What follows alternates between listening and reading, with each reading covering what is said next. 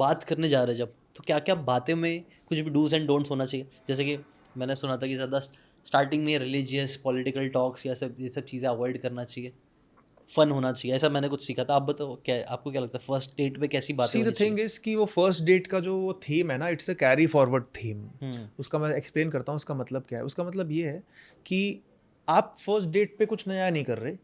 अब उसके पहले जो कॉन्वर्जेशन कर रहे हो ना, उसी एनर्जी को कैरी फॉरवर्ड कर रहे हो. तो आपकी जो कॉन्वर्जेशन चैट्स पे या कॉल्स पे चल रही है ना, मस्ती मजाक की, फ्लर्ट करने वाली, मस्तीखोर आदमी है ये. तो मस्तीखोरी is like one big turn on for a girl. कि वो मस्ती, oh he is not a creep, मस्ती खो रहा है, टांग खींचता रहता है मेरी. इसको ना ऐसा नहीं फर्क पड़ता कि मैं कुछ ज्यादा ही सुंदर हूं इसके लिए, ठीक है ना. तो मेरे लेवल पे ले आता है वो, ठीक है ना. तो उसको ज्यादा सर पे नहीं चढ़ाने का. तो मस्ती खोरी करना है, but obviously also compliment her, सब कुछ. तो वो एनर्जी कैरी फॉरवर्ड करो. फॉर एग्जाम्पल, मैं अगर मस्ती खोरी कर रहा हूँ and I am going on a date with someone, तो मेरी मस्ती खोरी कैरी फॉरवर्ड कैसे करूंगा मैं? I will not shake her hand, I will hug her and pick her up.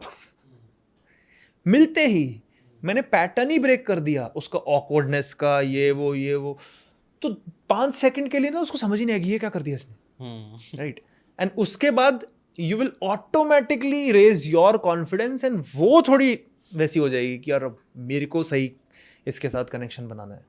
And from there whatever happens on the date happens. Have a good conversation. Biggest advice for man is don't sit opposite to each other. अच्छा। ठीक है. Find a place जहां पे कि sofas हो and उसके साथ बैठो. Simple reason, how will you touch her? And if you don't touch her, how will you escalate things to the other end? मैं नहीं बोल रहा डेटिंग का ये ऑब्जेक्टिव होता है, but it's a very big part of it. And plus if you don't touch each other, चलो बातें ही करे जा रहे हो इतनी दूर से, तो ऐसे करके थोड़ी टच करोगे तुम. तो sit with her. Even with my wife, she thought it is just a normal meeting and मैं तो अपनी तरफ से क्लियर था. तो उसने मेरे को बोला अभी वहाँ जाके बैठ, मैं नहीं बैठ रहा. तो हम दोनों साथ में बैठे हैं, वो वहीं से ब्लश करने लग गई है. तो इसलिए कि बहुत असर्टिव है, कि इसको पता है कि ये चाहिए नहीं चाहिए. जबरदस्ती नहीं करनी. कभी कभी ऐसा भी होगा कि लड़की मना ही कर देगी, नहीं ऐसा आई एम नॉट कंफर्टेबल. उससे फिर इसका मतलब ये पता चलता है कि आपने ना प्रॉपर रैपो बिल्ड उसके साथ पहले नहीं की, पहले चैट्स एंड कॉल्स पे ही नहीं की, तो अब जाके बहुत ही ऑकवर्ड हो गई है वो, ठीक है ना. तो फिर वो थोड़ा सा डिले हो जाएगा, कोई बात नहीं, सेकंड डेट पे कर लेना सेम चीज़. But then you are comfortable, तुम्हारी arms and shoulders are touching hers. तो नॉर्मल टच का मतलब सेक्सुअल टच नहीं बोल रहा मैं. टच का मतलब नॉर्मल छोटी छोटी चीज़ें. कोई क्यूट सी बात कर दी, ओले इतनी क्यूट लग रही है, तो ओले ऐसे थप्पड़ थप्पड़ मार दिया क्यूट सा.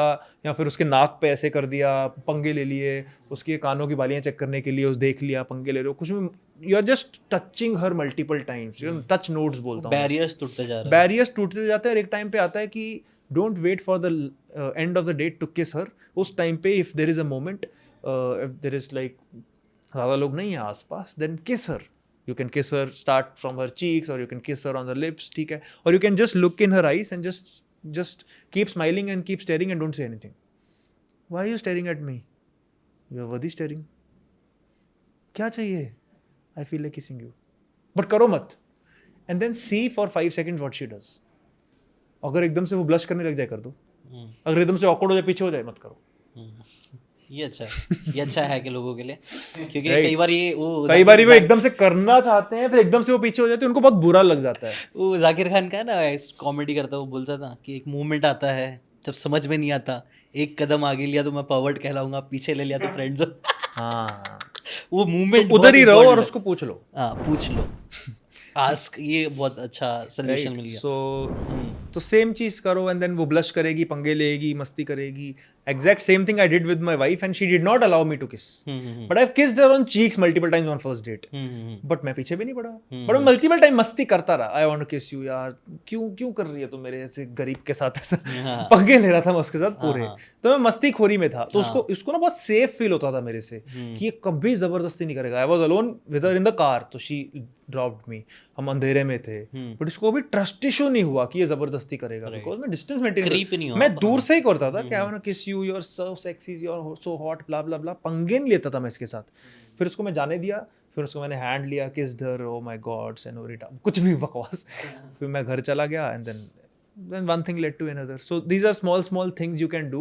वो मस्तीखोरी चालू रखो, keep touching her, keep having fun with her, keep asking engaging questions to her, stay away from the topics of politics, stay away from the topics of religion, stay away from the topics of death, stay away from the topics which can trigger her depression or her past trauma or something related to someone else's, to stay away from blood. ऐसे उल्टे सीधे topic कई लड़के होते हैं नहीं लेके जाना उसमें। नेगेटिव नहीं लेके जाना. Stay away from topic of sex also. बहुत लोगों को लगता है सेक्स नहीं करनी. आपके लिए पॉजिटिव हो, उसके लिए ना हो भी नहीं, अभी नहीं, अभी राइट टाइम नहीं है. Stay away from the topic of actual sex. हाँ, you can be sexual, kissing her on cheeks and all that, but don't actually talk about which sexual position do you.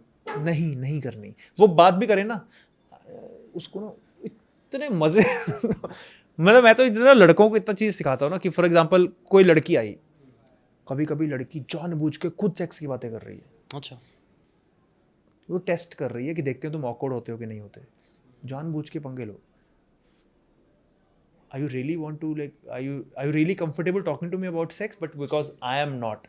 Because if we talk about sex, I'll keep imagining you having sex. So are you comfortable with that? इतने मस्ती करो ना उसका. Basically this is how you basically come back to her test.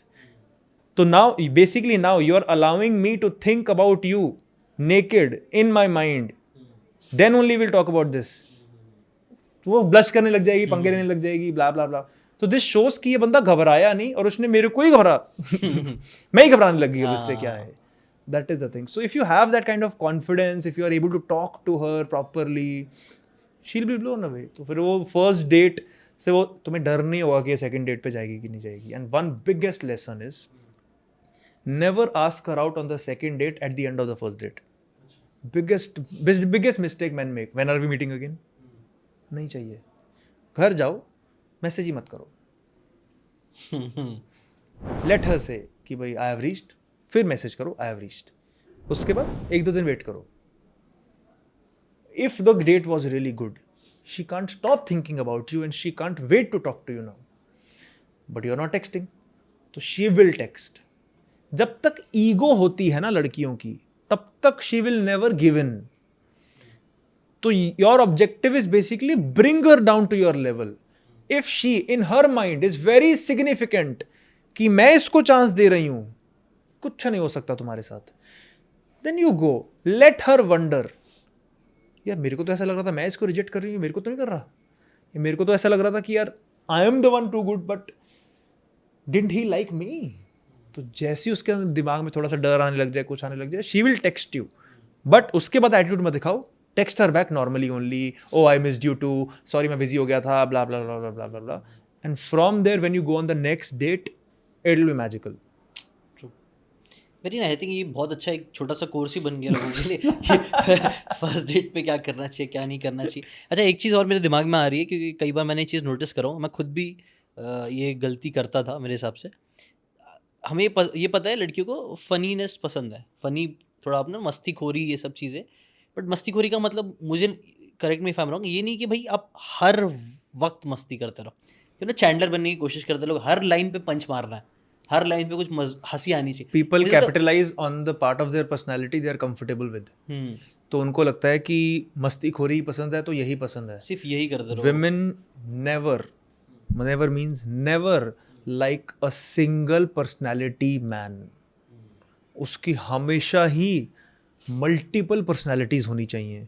उसके साथ तुम, कोई लड़का है जिसने मस्तीखोरी सीख ली, तो उसको लगता है ना कि यही मेरा रामबाण, मतलब यही दुनिया है, यही करते रहो, दर्द. ठीक है ना. अब उसमें क्या होना कि लड़की को पहले दिन मजा आ रहा है, दूसरे दिन मजा आ रहा है, तीसरे दिन में बिल्कुल ही टर्न ऑफ हो जाएगी. तेरे पास कोई, there is no other shade, there are always 50 shades to grey. There is no other shade. You can talk to him nicely, normally, intelligently, seriously. He doesn't get emotional, he doesn't feel bad, he doesn't cry. You have to have all the spectrums in your personality to be able to make her crazy for you, because girls have that. In fact, if a girl is really pretty and she has no other part of her personality, सिर्फ प्रिटीनेस की वजह से भी लड़के उसके पीछे पड़ जाते हैं, बट एक टाइम के बाद बोर हो जाते हैं उस लड़की से भी. बट वो एडमिट नहीं करना चाहते वो बोर्ड हैं, क्योंकि ये मेरी ट्रॉफी है, because we are very visual creatures. But they are not happy with this girl, क्योंकि वो फिजिकली अट्रैक्टिव है और कुछ नहीं है उसकी पर्सनैलिटी में. पर्सनैलिटी ब्लेंड है एकदम। और ये अच्छा इन दोनों तरफ से होता है, लड़का लड़की have some character and personality, right. अगर आपको ये बातें काम की लगी होगी तो do check out the full podcast यार, जाके देखो, डिटेल में चीज़ों को समझो, तब ज़्यादा अच्छे से समझ में आएगा, ज़्यादा अच्छे से आप अपनी ज़िंदगी में चीज़ें अप्लाई कर पाओगे। Thanks so much and subscribe this channel.